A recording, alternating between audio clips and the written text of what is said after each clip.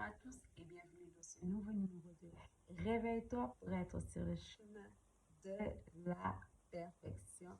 Alléluia. Alors oui, le chemin de la perfection, c'est simplement Jésus-Christ, notre Seigneur et notre Sauveur personnel. Alors, dans ce nouveau numéro, nous allons parler sur plusieurs thèmes. Nous allons voir la fille de Jairus, la femme à la perte de sang, et nous allons également parler de la multiplication des 5 pains et des 2 poissons. Alors, pour parler de la femme à la perte de sang, cette histoire, tout le monde la connaît.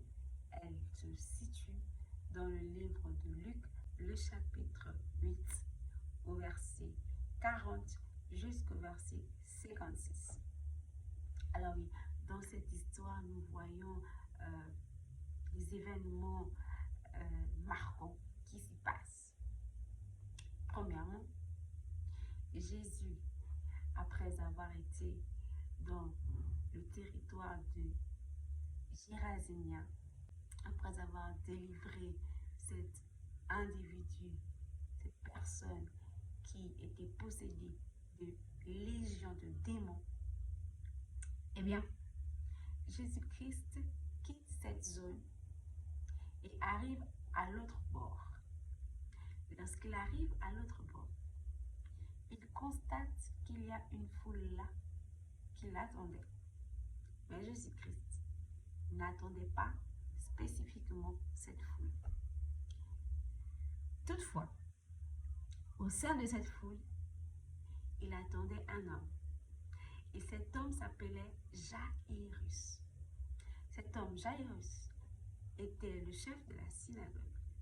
Il avait donc une fille qui souffrait d'une maladie qui pouvait la conduire à la mort.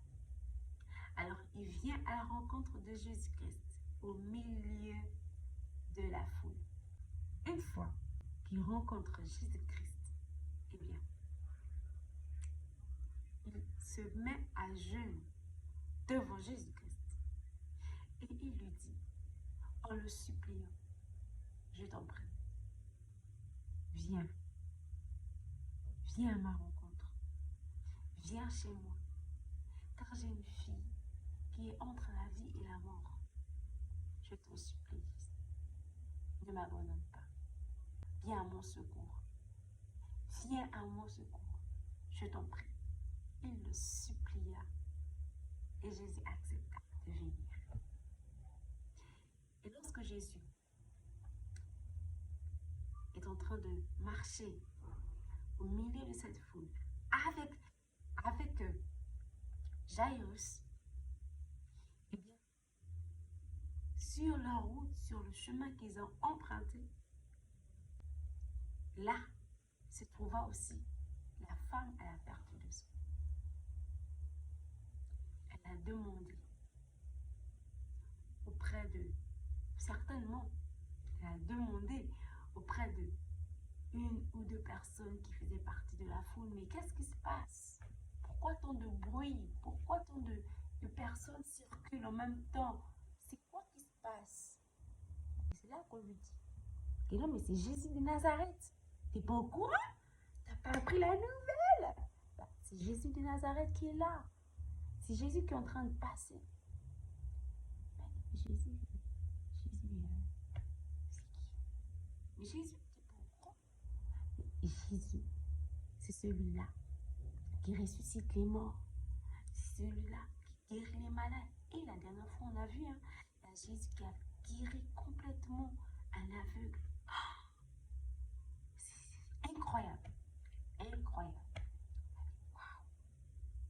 Donc, moi, je suis en train de souffrir pendant 12 ans. Alors, quelqu'un qui peut me guérir? Non, non, je peux plus. Je peux plus rester dans cette situation. C'est pas possible que je reste dans cette situation. Alors que là, justement, il y a quelqu'un qui peut me sortir de cette situation. Je me sauve de mes vies. Elle a pris ces deux petits pieds-là. Elle est partie dans la foule.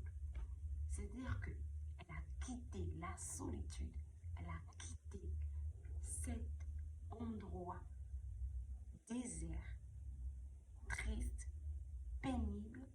angoisses, ces interrogations. Elle a quitté toutes ces choses pour se mettre dans la foule. Extraordinaire. Elle a quitté son monde de dépression pour se mettre dans la foule. Elle se dit en elle-même, si moi je reste dans cet état de souffrance émotionnelle, si je continue à déprimer comme ça va mal aller pour moi. Mieux, je me lève. Si je peux seulement toucher le pont de sa robe, c'est-à-dire que si j'ai pas besoin que quelqu'un me regarde, c'est que j'ai pas besoin que quelqu'un, je sais pas, m'admire ou me touche, je sais pas. J'ai pas besoin que quelqu'un me parle. Tout ce dont j'ai besoin, c'est que j'y vais franc. Je ne regarde pas à gauche, je ne regarde pas qui est là, qui n'est pas là. Non, j'y vais avec un objectif, toucher le pan de sa robe. Si j'arrive à toucher le pan de sa robe, je serai guérie. Je ne veux même pas qu'il me parle, je ne veux même pas qu'il me touche. Je ne peux pas en fait, parce que oui, c'est vrai, la société a dit que quand une femme est en règle, vraiment il faut qu'elle soit à l'écart. Donc il ne faut même pas qu'il puisse me voir.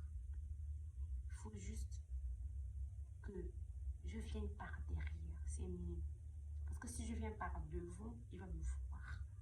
Et les gens qui seront autour de moi, ils vont commencer à se moquer de moi. Oh, les règles, non, pas de ceci. Retourne là-bas. Donc c'est mieux pour moi, genre, de passer par derrière. Comme ça, il ne me verra pas, et puis il n'aura pas trop, les gens ne vont pas trop faire attention à moi, tu vois un peu. Donc je marche, j'arrive derrière lui, j'attrape. C'est ce que je vais faire. Elle s'est mise dans la foule. Elle a commencé à se faufiler, se faufiler, se faufiler. C'était pas facile. C'était pas facile pour elle. Mais elle s'est faufilée. Elle a gardé l'objectif. Elle a gardé le cap. Elle a gardé le cap. Et elle est arrivée. Et elle a touché. Elle a touché. Mais, attendez d'abord. Il y avait la foule. La foule pressait Jésus. C'est-à-dire qu'on est dans la foule, on se bouscule. Boum, boum, boum, boum, boum, boum, boum. Il y avait aussi d'autres personnes qui avaient des problèmes dans la foule là. Mais certainement, ces personnes n'avaient pas cette foi-là que Jésus recherchait. Cette foi-là que Jésus recherchait. Mais la femme à la perte de sang, elle était hors de la foule. Elle était dans un endroit isolé. Elle était dans un endroit peu commun. Mais elle est rentrée dans la foule. Ici, la foule n'est pas un obstacle. La foule n'est pas un obstacle. La foule, c'est un moyen de transport. Transport de quoi? La foule est un moyen de transport de notre foi. Ce n'est pas un obstacle. Lorsque nous voyons une foule devant nous, la foule doit susciter quelque chose en nous. Certes, les gens vont te dire, tu n'es pas capable. Ne pense pas que parce que tu vas faire X chose ou Y chose que tu vas devenir maintenant mademoiselle, je sais pas. La foule est un moyen de transport. Tu vas transporter ta foi. Tu vas emmener ta foi près de Jésus afin de le toucher et d'acquérir ton miracle. Et c'est ce que la femme à la perte de attention à faire. Maintenant, nous allons constater une chose. La femme avait la perte de sang pendant 12 ans, tandis que la fille de Jairus avait l'âge de 12 ans. Et, ayant cet âge de 12 ans, elle se trouvait avec une maladie qui était prête à envoyer à la tombe. Lorsque la femme à la perte de sang a récupéré tranquillement son miracle, brusquement, la fille de Jairus est morte. Comment ça se fait? Eh bien, après des efforts de recherche, j'ai finalement trouvé que la fille de Jairus n'est pas morte lorsque la femme à la perte de sang a touché le vêtement de Jésus. Non. La fille de Jairus est morte lorsque la femme à la perte de sang a pris la décision de se lever, de sortir de sa zone de confort, de se diriger, de prendre un engagement et d'aller de toucher avec la foi ferme le pan de la robe de Jésus. C'est lorsqu'elle a pris cette décision, lorsqu'elle s'est dit en elle-même, si je puis seulement toucher le pan de la robe de Jésus, je serai guérie. Lorsqu'elle s'est dit ça, le miracle est rentré dans sa vie. Et pour confirmer cela, lorsqu'elle est allée toucher le pan de la robe de Jésus, Jésus a dit, qui m'a touché? Ah, ça c'est qui m'a touché? Ça c'est qui? Ah, c'est qui m'a touché comme ça? C'est qui m'a touché? Qui m'a touché? Mais Pierre dit à Jésus, Jésus, nous sommes dans une foule, il y a la foule, papa. Il y a la foule. Comment tu peux demander qui te presse, qui t'a touché, alors que nous sommes entourés d'une foule immense? Jésus. Jésus dit non. Malgré que nous sommes dans la foule, il y a quelqu'un. Ça c'est qui m'a touché? Ça c'est qui? Ça c'est qui m'a touché? Ouais.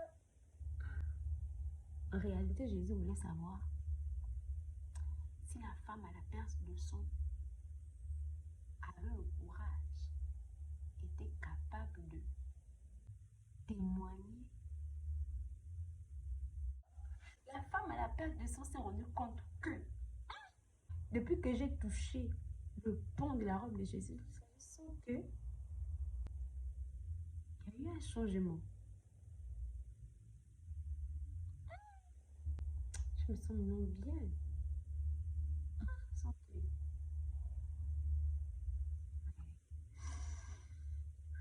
Ouais. Il y a un truc de nouveau là. Il y a un truc qui... Wouh! Pardon, papa. Ne crie pas. C'est moi qui t'ai touché. Pardon, papa. Elle s'est mise à genoux. Tellement c'est beau, c'est beau. Jésus lui va. Ta foi t'a sauvé. Ta foi t'a sauvé. La foule, ce n'est pas un moyen, un obstacle. Ce n'est pas un obstacle en fait. La foule, ce n'est pas un obstacle, mais c'est un moyen de transport de notre foi. Alors, nous allons voir finalement la multiplication des 5 pains et des poissons. Et ça se passe dans le chapitre de Luc, le chapitre 9, du verset 10 au verset 17. Jésus, il était avec ses disciples. Ils se sont mis à l'écart, dans un endroit désert, pour papoter un peu. Je vous envoie là. Racontez-moi un peu. Je vous envoyais annoncer l'évangile, prêcher la bonne parole et Dites-moi un peu, faites-moi un retour de ce qui s'est passé là-bas. Je veux savoir comment ça s'est passé et tout. Et là, Pierre est en train de parler, tac, tac, tac, tac, tac. Et au moment où il parlait, voilà la foule. Voilà la foule. Jésus les a accueillis, les bras ouverts. Mes enfants, oh là là, vous êtes tellement beaux. On dirait des brebis sans berger là. Venez, venez, j'ai à vous parler. Jésus s'est assis. Il a commencé à partager la bonne nouvelle. Après un moment donné, le soleil a commencé à se coucher et la nuit était déjà presque là. Pierre constate que, il y a quelle heure? Il y a 18 heures. De la passe vite. Hein? Bon, Jésus, nous sommes dans un endroit désert. Tu proposes quoi? Il faut que ces personnes-là partent dans les villes proches avant que la nuit n'arrive. Là. Hein? Il faut qu'ils partent déjà. Puis il faut qu'ils partent. Il faut qu'ils partent déjà. Hein? Il faut qu'ils partent déjà parce que on n'a pas d'argent. Où tu me vois là, moi, je n'ai pas d'argent. Je ne peux pas nourrir 5000 personnes, sans compter les femmes, sans compter les enfants. Tu me vois, je n'ai pas. Jésus dit. Donc, moi là, vous voyez comment. On ne sait pas que nous sommes dans un endroit désert, quoi.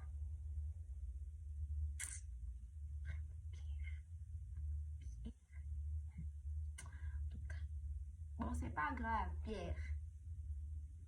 Donnez-leur vous-même à manger. C'est comme ça. Non. Donnez-leur vous-même à manger maintenant.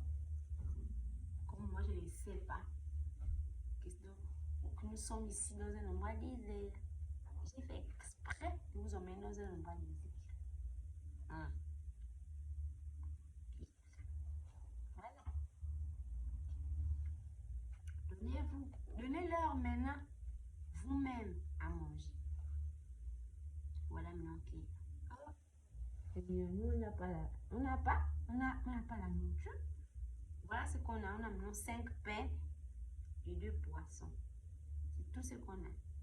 Ou bien tu veux qu'on parte encore à la ville là-bas, récupérer le pain et les poissons. Mais tu veux que je parte encore pêcher. C'est ça. Parce que comment il y a que 5 pains et 2 poissons. Barna. Rec. Il n'y a que 5 pains et 2 poissons. Il n'y a que 5 pains et 2 poissons, papa. Il n'y a que 5 pains et 2 poissons. Ok. Amenez-moi les 5 pains et 2 poissons là. Bon, ok, c'est là. Pas de problème. Bon, Pierre dit aux disciples de faire asseoir la foule là. Mais les faites asseoir par cinquantaine. Rangez des 50.